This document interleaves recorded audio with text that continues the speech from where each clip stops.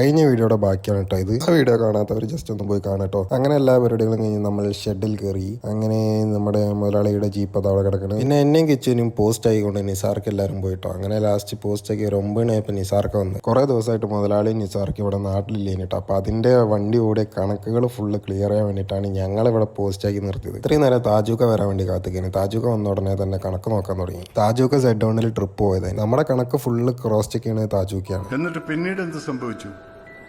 പിന്നീട് എന്താണ് ഉണ്ടായെന്ന് വെച്ചാല് എന്റെ കിളി പോയി സാറേ. കിളി പോയെന്ന് പറഞ്ഞാല് നമ്മുടെ ഉള്ളിലുള്ള കിളികളൊക്കെ ഇല്ലേ, അത് മൊത്തം ഇങ്ങനെ വെളിയിലോട്ട് പോണൊരിത്. കണക്ക് ഫുള്ള് ക്രോസ് ചെക്ക് ചെയ്ത് താജയ്ക്ക് ഏകദേശം കിളികൾ ഫുള്ള് പോയി തുടങ്ങിട്ടോ. അങ്ങനെ ഇക്ബാലാക്കണ് ഇന്ത്യയിൽ തോന്നെ പൈസ ഉണ്ട് എന്ന് പറഞ്ഞുകൊണ്ട് പൈസ എടുത്തുകൊണ്ട് ഷോ ഇറക്കണ ഇക്ബാൽ. അങ്ങനെ നമ്മുടെ കണക്കുകൾ ഫുള്ള് റെഡിയാക്കി. നിസാർക്ക് നേരെ മുതലാളിയുടെ അടുത്തേക്ക് അവിടെ ഇനി കണക്ക് റെഡിയാക്കാൻ വേണ്ടി അവിടേക്ക് പോയതാണ്. നമ്മളാണെന്നുണ്ടെങ്കിൽ ഇനി ഏകദേശം 12 മണി ടൈം ആയിട്ടോ. ഇനി നമുക്ക് നേരെ വീട്ടിലോട്ട് പോകണം. അടുത്ത വീഡിയോക്ക് ഫോളോ ചെയ്ത് കൂടെ കൂടിക്കോളൂ.